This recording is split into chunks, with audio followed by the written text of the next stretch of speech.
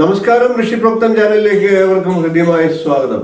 പിറന്നാൾ ദിനത്തിൽ എന്തൊക്കെ കാര്യങ്ങൾ അറിഞ്ഞിരിക്കണം, പിറന്നാൾ ദിനത്തിൽ ചെയ്യാൻ പാടില്ലാത്ത 5 പ്രധാനപ്പെട്ട കാര്യങ്ങളും നിർബന്ധമായിട്ടും ചെയ്യേണ്ട 3 കാര്യങ്ങളുമാണ് ഇന്നത്തെ വീഡിയോയിൽ ഞാൻ പ്രതിപാദിക്കുന്നത്.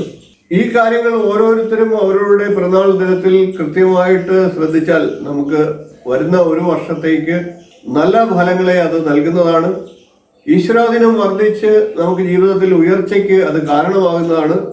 നമുക്ക് ഇന്നത്തെ വീഡിയോയിലേക്ക് കിടക്കാം. പിറന്നാൾ ദിനത്തിൽ ഒഴിവാക്കേണ്ടതായിട്ടുള്ള 5 പ്രധാനപ്പെട്ട കാര്യങ്ങളും നിർബന്ധമായിട്ടും ചെയ്യേണ്ട 3 കാര്യങ്ങളും എന്ന വിഷയത്തിലേക്ക് കിടക്കാം.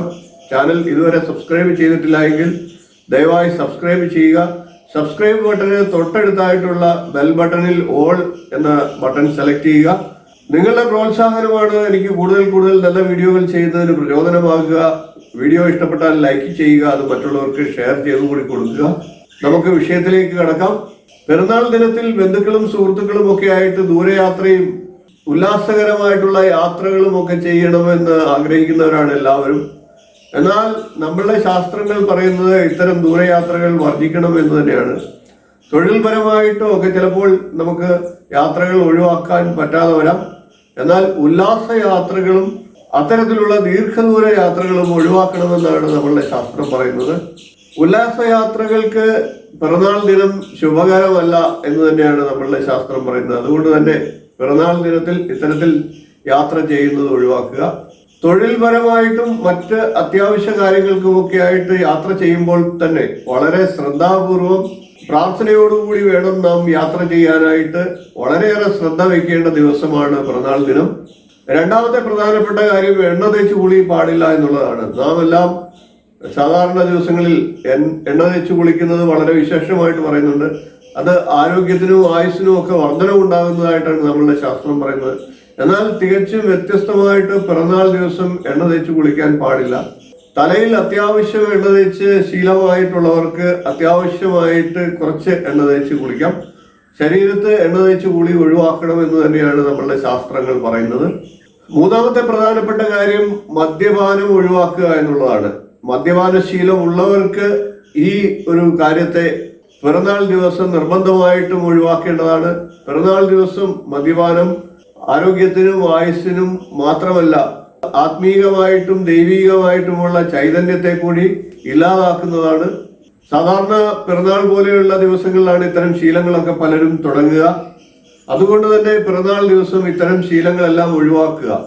നമ്മളുടെ ജീവിതത്തിലെ ഏറ്റവും പ്രധാനപ്പെട്ട ഐശ്വര്യപൂർണമായിട്ടുള്ള ദിവസമാണ് പിറന്നാൾ ദിവസം. അതുകൊണ്ട് തന്നെ ഐശ്വര്യപൂർണമായ ഒരു ദിവസത്തിൽ ഇത്തരം അനൈശ്വര്യകാരകമായിട്ടുള്ള ദുശ്ശീലങ്ങൾ ഒഴിവാക്കുക എന്നുള്ളതാണ് നമ്മളുടെ ശാസ്ത്രങ്ങൾ പറയുന്നത്.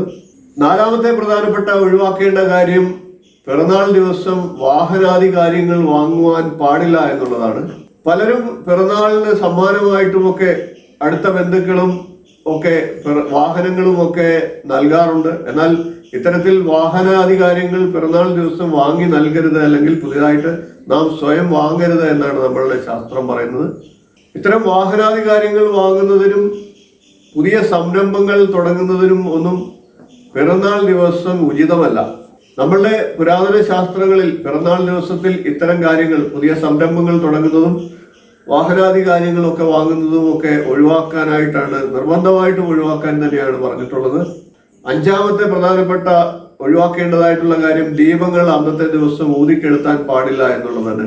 അഗ്നിയെ ഒരിക്കലും ആ ദിവസം ഊതിക്കെടുത്താതിരിക്കുക. ഇന്നത്തെ ആധുനിക യുഗത്തിൽ കേക്ക് മുറിക്കുകയും ഒക്കെ ചെയ്യുമ്പോൾ ദീപനാളങ്ങൾ ഊതിക്കെടുത്തിക്കൊണ്ടാണ് കേക്ക് മുറി ആരംഭിക്കുന്നത്. നമ്മളുടെ ശാസ്ത്രം അത് നിഷേധിക്കുകയാണ്. അത്തരം ആചാരങ്ങൾ, അഗ്നിയെ ജ്വലിപ്പിക്കുകയാണ് വേണ്ടത്, അഗ്നിയെ കെടുത്തുകയല്ല വേണ്ടത് അന്നത്തെ ദിവസം. അതുകൊണ്ട് തന്നെ പിറന്നാൾ ദിവസം നിർബന്ധമായിട്ടും ഈ കാര്യങ്ങൾ ഒഴിവാക്കുക. അതിനു പകരമായിട്ട് ദീപം ജ്വലിപ്പിച്ചുകൊണ്ട് നമുക്ക് പുതിയൊരു തുടക്കം നൽകാം. പിറന്നാൾ ദിവസം പ്രകാശം പരത്തുന്നതാകട്ടെ, പ്രകാശത്തെ കെടുത്തുന്നതാകാതിരിക്കുക. ഈ 5 കാര്യങ്ങളെ നിർബന്ധമായിട്ടും ജന്മനക്ഷത്ര ദിവസം, അതായത് പിറന്നാൾ ദിവസം ഒഴിവാക്കുക എന്നാണ് നമ്മളുടെ ശാസ്ത്രം പറയുന്നത്. ഇനി നമുക്ക് നിർബന്ധമായിട്ടും ചെയ്യേണ്ട 3 കാര്യങ്ങളെ കൂടി പറഞ്ഞുകൊണ്ട് ഇന്നത്തെ വീഡിയോ അവസാനിപ്പിക്കാം. പിറന്നാൾ ദിവസം ഒരു വ്യക്തി നിർബന്ധമായിട്ടും ചെയ്യേണ്ട 3 കാര്യങ്ങളാണ് ഇനി പറയുന്നത്. ഒന്നാമത് ക്ഷേത്ര ദർശനം നിർബന്ധമായിട്ട് ചെയ്യുക എന്നുള്ളതാണ്. നമ്മളുടെ ദേശദേവതയോ നമ്മളുടെ കുടുംബക്ഷേത്രമോ അല്ലെങ്കിൽ നമുക്ക് ഇഷ്ടപ്പെട്ട ക്ഷേത്രത്തിലും ഒക്കെ ഒന്ന് പോയി ദർശനം നടത്തുക. പിറന്നാൾ ദിവസം ഇത്തരത്തിൽ ക്ഷേത്ര ദർശനം നിർബന്ധമാക്കുക. പിറന്നാൾ ആഘോഷിക്കേണ്ടത് തന്നെ നാളും പക്കവും ഒക്കെ നോക്കി തന്നെയാണ്. ഇത്തരത്തിൽ നാളും പക്കവും നോക്കി ആഘോഷിക്കുമ്പോൾ നിർബന്ധമായിട്ടും ആ ദിവസം ക്ഷേത്ര ദർശനം നടത്തുക. രണ്ടാമത്തെ നിർബന്ധമായിട്ടും ചെയ്യേണ്ട കാര്യം അന്നദാനം നടത്തുക എന്നുള്ളതാണ്. ഏതെങ്കിലും തരത്തിൽ ക്ഷേത്രത്തിലോ ഗ്രഹത്തിലോ ഒക്കെ നിർബന്ധമായിട്ടും അന്നദാനം നടത്തുക. നമ്മളുടെ സാമ്പത്തികമായിട്ടുള്ള ചുറ്റളവ് സാധ്യത മനസ്സിലാക്കിക്കൊണ്ട് അതിനനുസരിച്ച് അന്നദാനത്തെ നടത്തുക. നമ്മളുടെ കയ്യിലുള്ള പണത്തിനനുസരിച്ച് തോതനുസരിച്ചിട്ട് അന്നദാനം ക്ഷേത്രത്തിൽ വഴിപാടായിട്ട് നടത്തുകയോ അതല്ല എങ്കിൽ ഗ്രഹത്തിൽ വഴിപാടായിട്ട് അന്നദാനം നടത്തുകയോ ഒക്കെ ചെയ്യുക. ഏറ്റവും ശ്രേഷ്ഠമായിട്ടുള്ള വഴിപാടാണ് അന്നദാനം. അതുകൊണ്ട് തന്നെ പിറന്നാൾ ദിവസം നിർബന്ധമായിട്ടും ഈ വഴിപാടിനെ നമ്മൾക്ക് ശക്തിക്കൊത്ത രീതിയിൽ ചെയ്യുക എന്നാണ് നമ്മളുടെ ശാസ്ത്രം പറയുന്നത്. പിറന്നാൾ ദിവസം നടത്തുന്ന അന്നദാനത്തിന് 100 ഇരട്ടി പുണ്യം ഉണ്ട് എന്നാണ് നമ്മളുടെ ശാസ്ത്രം പറയുന്നത്. മൂന്നാമത്തെ നിർബന്ധമായിട്ടും ചെയ്യേണ്ട കാര്യം വ്രതാനുഷ്ഠാനങ്ങൾ പാലിക്കുക എന്നുള്ളതാണ്.